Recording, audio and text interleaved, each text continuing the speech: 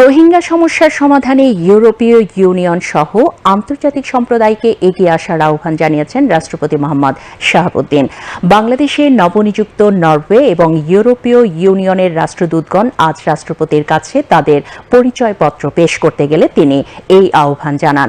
বঙ্গভবনে পৌঁছলে president guard রেজিমেন্টের একটি চৌকস দল রাষ্ট্রদূতদের গার্ড অব অনার প্রদান করে।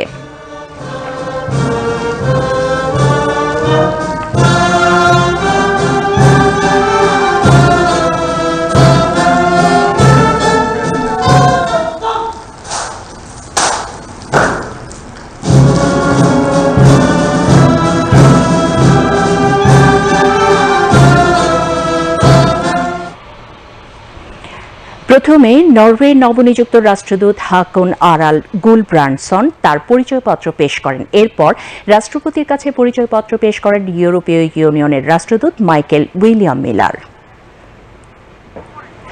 নরওয়ের নতুন রাষ্ট্রদূতকে স্বাগত জানিয়ে রাষ্ট্রপতি মোহাম্মদ শাহাবুদ্দিন বলেন, বিগত ৫ দশক ধরে বাংলাদেশের পল্লী উন্নয়ন, শিক্ষা, দুর্যোগ ব্যবস্থাপনা, সুশাসন সহ বিভিন্ন খাতে উন্নয়ন সহযোগিতা দিয়ে যাচ্ছে নরওয়ে।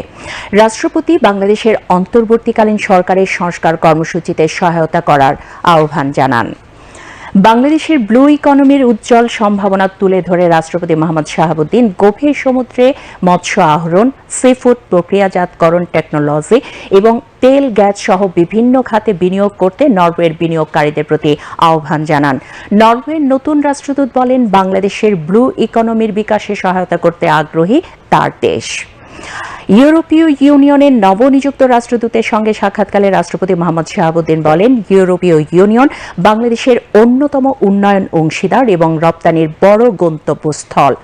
রাষ্ট্রপতি বাংলাদেশের টেকসই উন্নয়ন ও দারিদ্র্য বিমোচনে ইউরোপীয় ইউনিয়নের সহযোগিতার উল্লেখ করেন এবং বাংলাদেশ স্বল্পোন্নত থেকে উন্নয়নশীল দেশে উন্নীত হওয়ায় ২০২৯ সালের পরও ইউরোপীয় ইউনিয়নের শুল্কমুক্ত কোটা সুবিধা অব্যাহত রাখার আহ্বান জানান। জলবায়ু পরিবর্তনজনিত সমস্যার সমাধানে বাংলাদেশ ও ইউরোপীয় ইউনিয়নকে একযোগে কাজ করার কথা বলেন তিনি। বাংলাদেশ থেকে যাতে দক্ষ মানব সম্পদ ইউরোপীয় ইউনিয়নের বিভিন্ন দেশে যেতে পারে সে ব্যাপারেও সহযোগিতা কামনা করেন রাষ্ট্রপতি মোহাম্মদ শাহাবুদ্দিন। ব্রিফিংয়ে রাষ্ট্রপতির প্রেস সচিব মোহাম্মদ জয়নাল আবেদিন জানান, সাক্ষাৎকালে নরওয়ে এবং ইউরোপীয় ইউনিয়নের নতুন রাষ্ট্রদূতগণ বাংলাদেশে দায়িত্ব পালনে রাষ্ট্রপতির সার্বিক সহযোগিতা কামনা করেন। সাক্ষাৎকালে রাষ্ট্রপতির কার্যালয়ের সিনিয়র সচিব নাসিমুল গনি এবং সামরিক সচিব মেজর জেনারেল মোহাম্মদ আদিল চৌধুরী এবং পররাষ্ট্র সচিব মোহাম্মদ জসিম উদ্দিন উপস্থিত ছিলেন।